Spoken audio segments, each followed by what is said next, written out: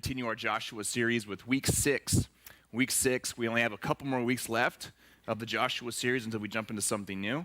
And so we're starting to kind of get to the trail end of our Joshua series. But today I want to talk about doing things God's way. Doing things God's way.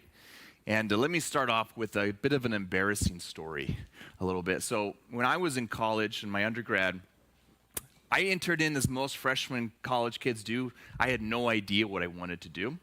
I had no idea what I wanted to study. And so for me, I was really someone who was kind of figuring out what I believed first. As most college kids, as you enter in, you're kind of going, well, this is what my parents taught me, and I need to kind of figure out my own faith. And I think about 18, 19, I would say I wasn't really walking with the Lord.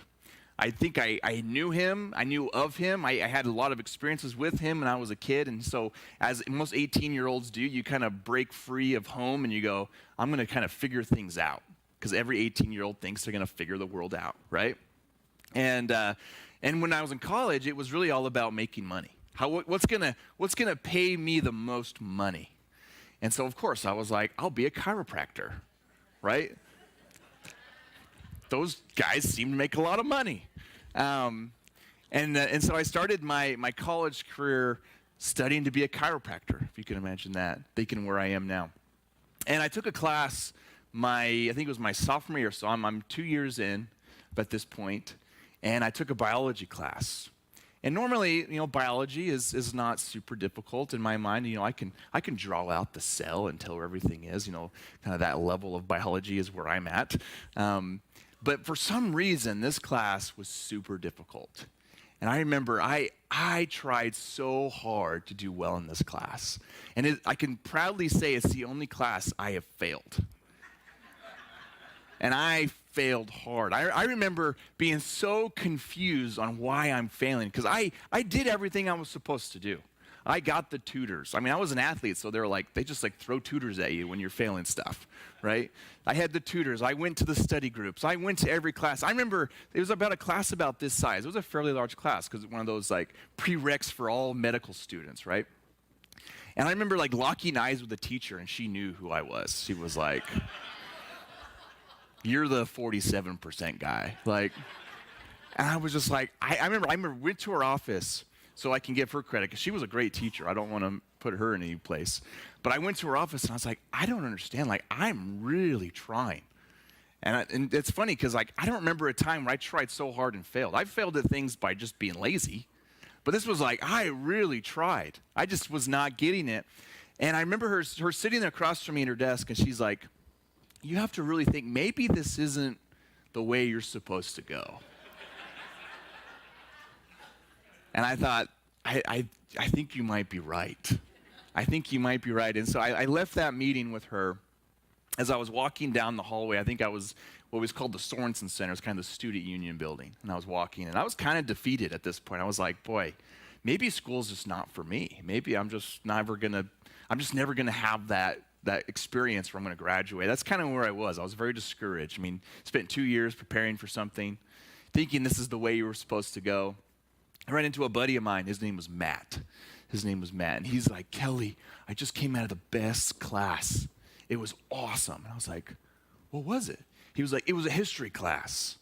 And it was so much fun. And I stopped right there and I said, I'm going to be a history major. And I walked right up those stairs. And I went to my advisor and say, I'm changing everything. Of course, they're like, wait, have you thought about this? Have you talked to your parents? I'm like, no, this is what I want to do.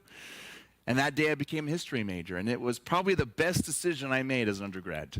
It was to change my major into something that I absolutely loved. I loved studying. In fact, there was a point by the time I graduated, I cared more about reading a book on history than I ever did being on the track, being with friends. I was an ultra history nerd. And I think that transition, that time of failure into a place of pursuing something that I think God really wanted me to pursue is what led me here today. In fact, it's the amazing thing is he put on my heart the desire to study the Hellenistic period. Now, this is a period, if you know history, which focuses on the life of Jesus. It encompasses the life of Jesus. And at that time, I didn't really care to follow the Lord. But you can see the Lord working in the strings now in the background going, oh, you just wait.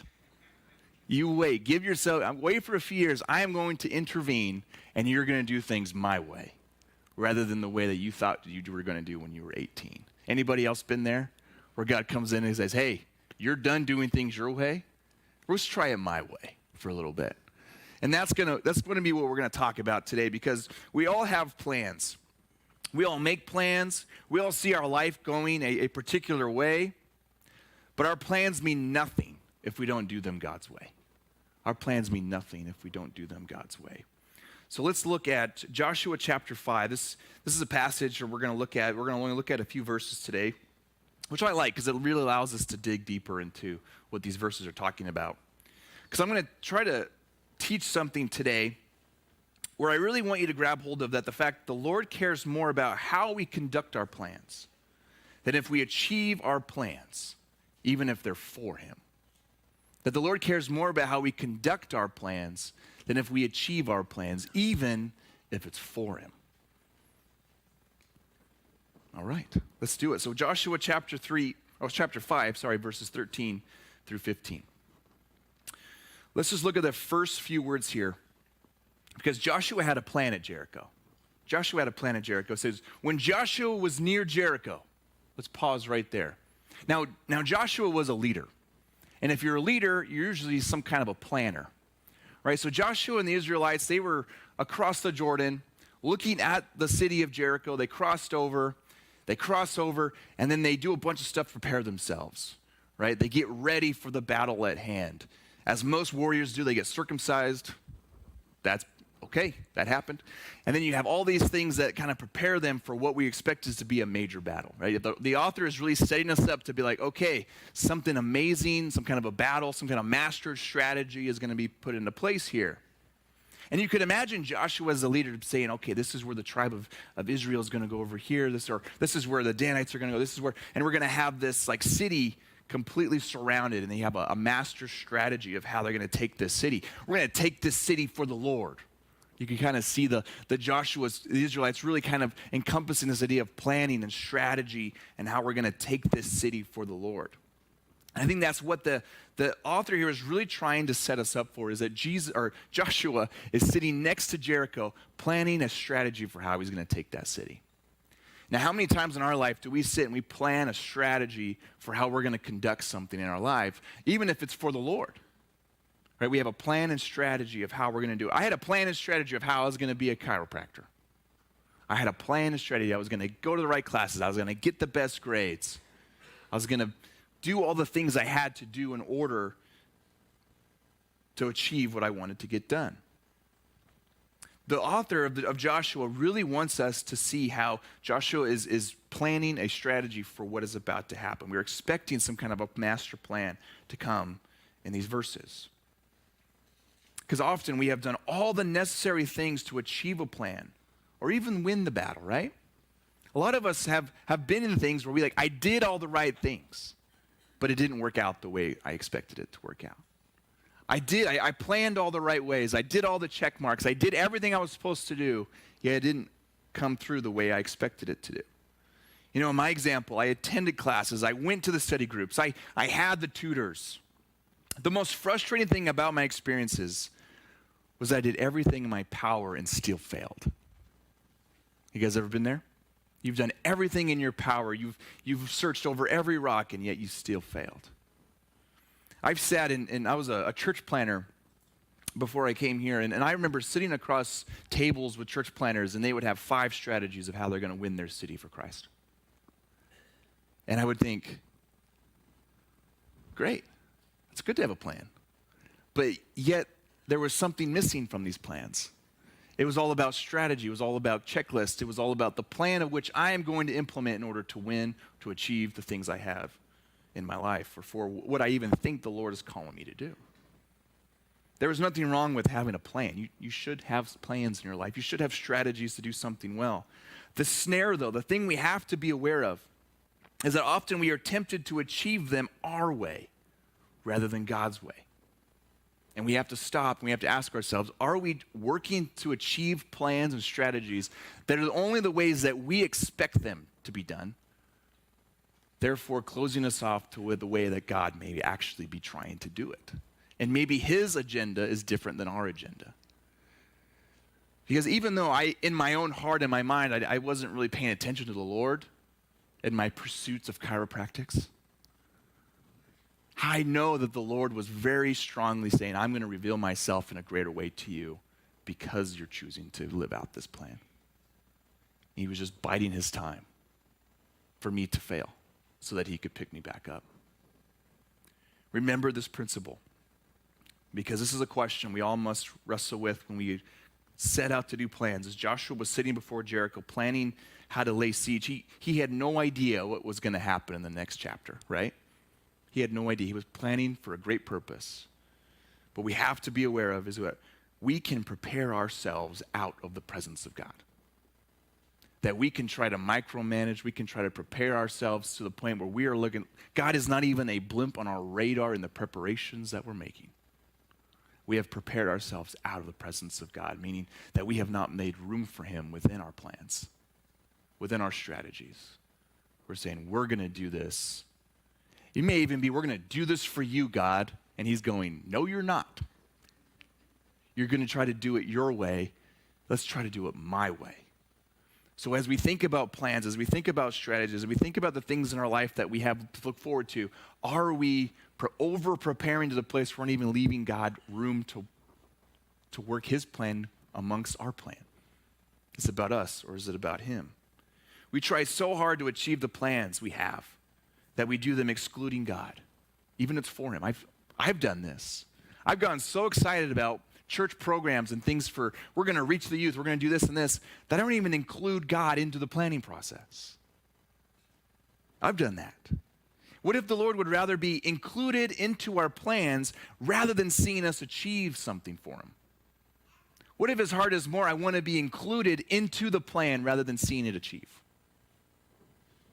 What if the plan in our head is not what we think it is, and there is something even better, his way?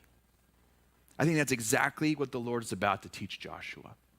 As Joshua is sitting there before Jericho, making his plans, making his strategies, thinking, boy, this is how we're going to win this city for you, Lord. I think this is exactly where God sends his messenger and breaks Joshua's plan. And look at Joshua 5, verse 13. He says, Joshua then goes, he looked up and saw a man standing in front of him with a drawn sword in his hand. Joshua approached him and asked, are you for us or for our enemies? He looked up. Now, this is a common Hebrew word, but it's one that I think the author is using to hearken us back into something prior. Because what we see in books like Genesis is when that word, he looked up, is being used, it's often used in the sense that God is going to intervene in a situation, or he's going to bring a messenger in to bring a message from the Lord. The phrase is commonly used, but we also see it used with this sense of intervention. This is what it was like in my story of failure. I was so focused on making money, so focused on achieving the things that I thought I wanted and needed in my life. I wasn't looking up.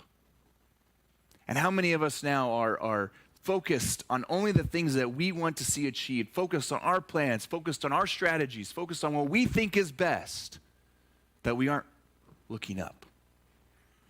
Are we looking up to see the way God is wanting to speak to us in our plans? I think some of us need to start looking up. Even in my own life, I need to start looking up more often in the ways and things that I want to do things. Joshua asks the man with the sword, as one would do, are you for us or our enemies? Are you going to help us achieve our plans, or do I have to kill you so you get out of the way? Are you on our side or our enemy's side? Are you here to help us? Are you here to hinder us? These are the questions that Joshua was asking this person. Joshua was assuming that this combatant must be on someone's side. Of course, he must be on the good side, right? That's how Joshua was looking at it. The right side, the holy side, the righteous side. Or he must be on the bad side, the Canaanite side, the evil side. What you think or what you would think would be the next words would go, oh, of course I'm on your side, Joshua. Of course I am. You're on the good side. You're on Jesus' side, right? Joshua was leading the Lord's people. Of course they would say, he would assume that this angelic figure would be on Joshua's side. Of course you would think because he's actively working to fulfill the purposes of God, of course he's on Joshua's side. In his mind, anyone opposing him is opposing the purposes of God. How many of us fall into that snare as Christians? Where it becomes the way that we think, the way that we do things, the way that we plan, that says we're on God's side. Everyone against us is on the enemy's side. You can see how it's so easy to polarize in a church. Become compartmentalized in the way that we think is the right way to think, assuming that God is on our side in the way that we approach things. I've seen churches fully collapse because of this principle. Because some have thought, this is my way, this is the right way, therefore God is on my side and everyone else is opposed to him. Joshua is assuming that this combatant must be on his side, the good side. That's the first question out of his head, or out of his mind. And that's the dangers of choosing sides. This is what the angel is going to teach us. Because we do the same thing. You know, when I was failing my classes, my class, singular, when I was failing my class, there was a moment where I was even like, God, why are you doing this to me? Why are you doing some kind of confusion thing on me during these tests, right? You're trying to justify it any way you can. When you're failing, you try to justify it any way you can, right? And so I was really kind of like, God, you're not on my side right now. I should be succeeding in everything that I do, even though I don't really talk to you and don't, you know. It's amazing how much you don't talk to someone you're not walking with sometimes. I really wanted God to be on my side. I thought he would be on my side. How many of us expect God to be on our side when we bring that attitude? Right? You know, it's about me. It's about my way. It's about the things I think is right. And then we're mad when God's like, no, I'm not doing it that way.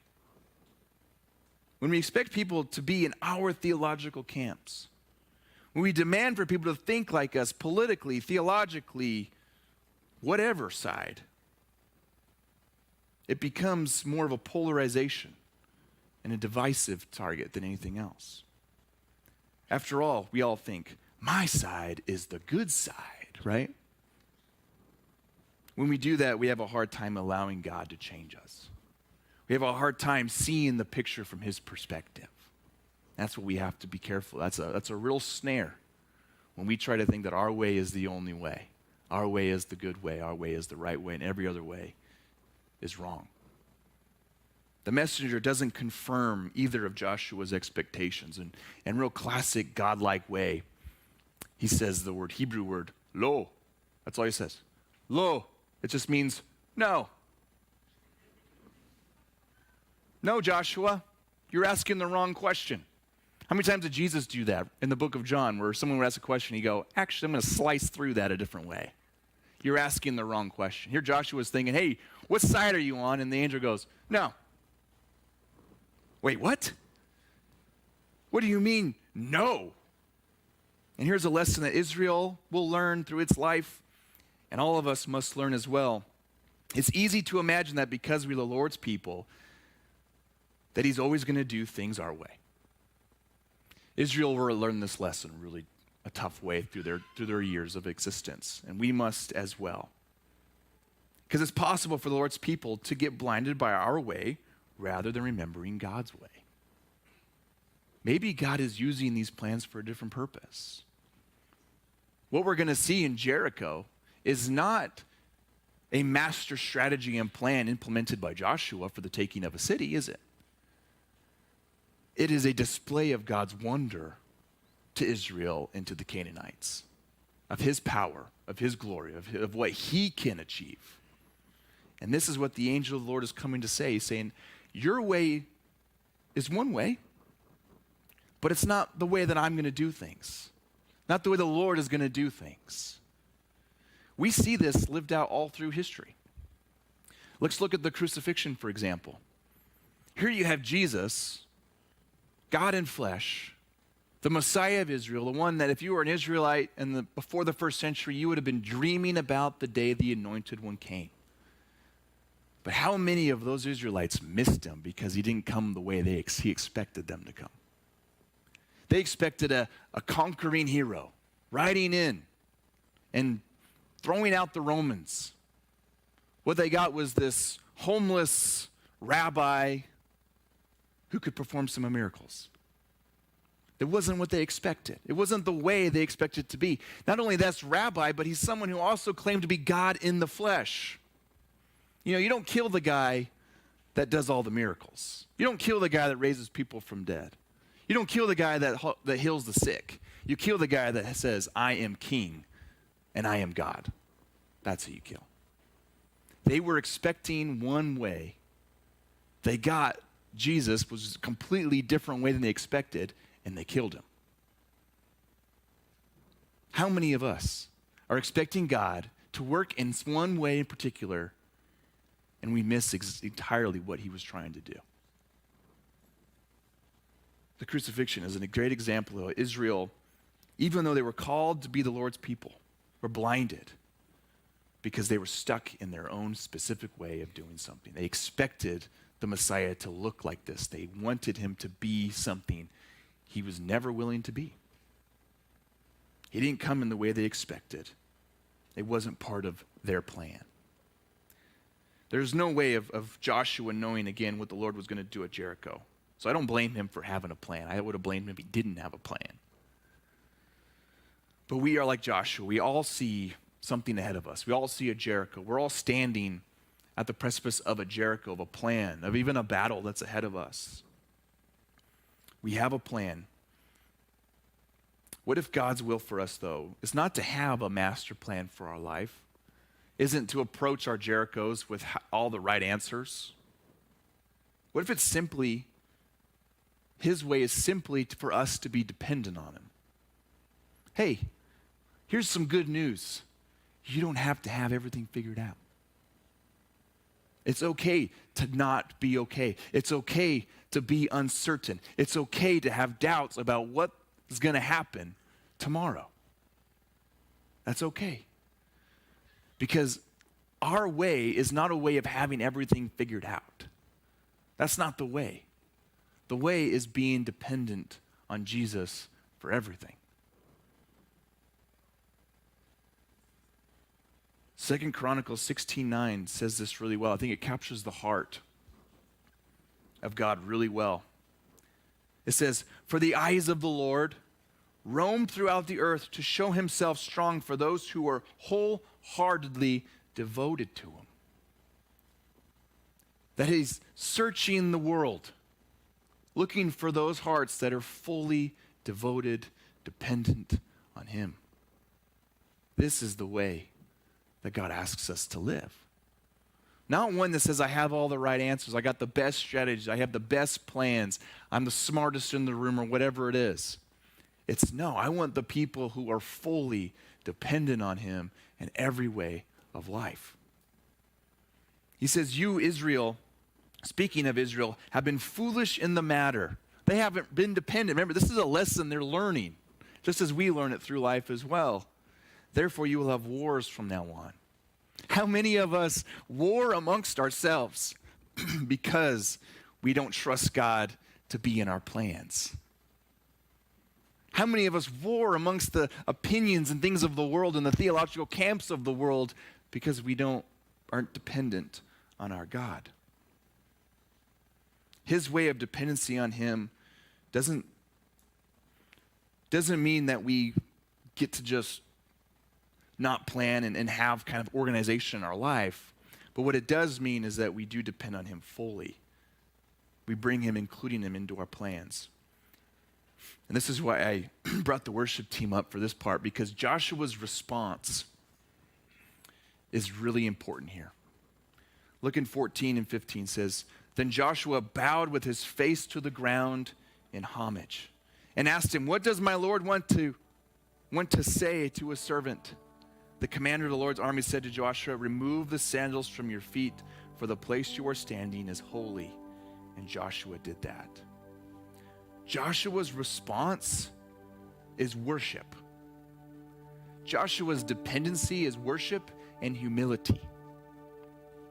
That's what his response was, hey, I know you got a great plan. I know you have a great strategy, Joshua, but it's not my way. My way is that you're dependent on him, and the first thing he does is he bows and worships the Lord. He falls on his knees and he worships the Lord. The foundation of worship is including God in a certain amount of time, whether that be your entire life, of every second being day of worship, which is awesome, but also taking a time to say, hey, right now is a time of worship. It's like Proverbs 16:9 says, a person's heart plans his way, but the Lord determines the steps. Worship is how we seek after including in the presence of God into our life. And before we release here to sing this song, and then we'll do a response in communion, I had a friend in Salt Lake, and she was a cancer survivor. Her name was Kristen. And she's actually battling cancer for a second time right now. But the first time you've talked to her, she'll say, the only thing that I could do, the only plan I could have was to worship the Lord. It wasn't my plan to get cancer. It wasn't my plan to be sick all the time. It wasn't my plan to have to rely on my family so much. But what she did is she included the Lord into what was happening. And what it was she worshiped. She worshiped day in, day out, in her living room, in her car. All she did during that time was worship. And I think that's a great story to remind us that no matter where we're going, no matter what's happening, no matter what plans or battles or strategies we have to come up with in the future, we are going to include God, we are going to depend on him, and we're going to worship him through it. Amen.